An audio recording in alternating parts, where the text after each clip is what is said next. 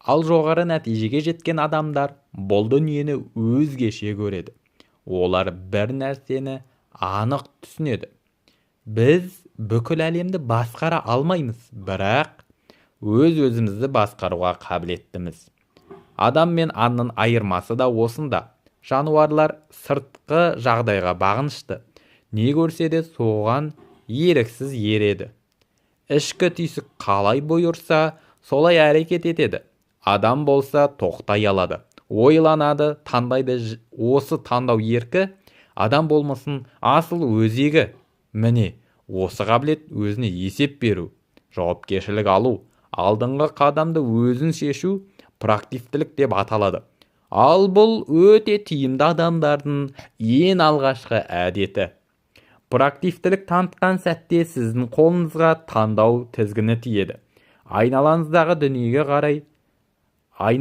дүниеге қалай жауап қату, тағдырыңызды қай арнаға бұру өз еркіңізге өтеді. Мысалы, кенеттен құйып кеткен жаңбыр сіз жоспарлаған пикникті бұзуы мүмкін, бірақ бұл көңіл күйді де, күнді де бұзуы тиіс емес.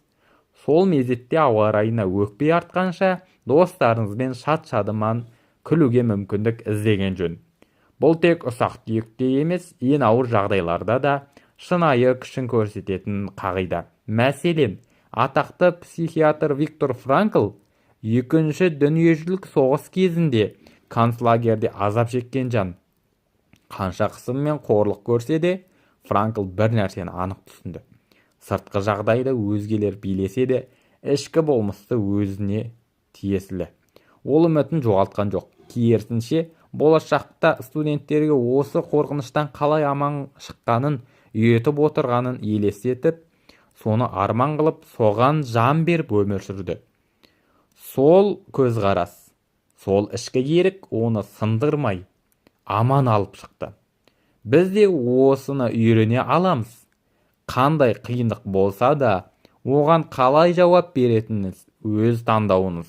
Жұмыста немесе жеке өмірде тосқауыл кездессе, ішкі дауысқа салып, асығыс шешім қабылдауға ұмтылмаңыз.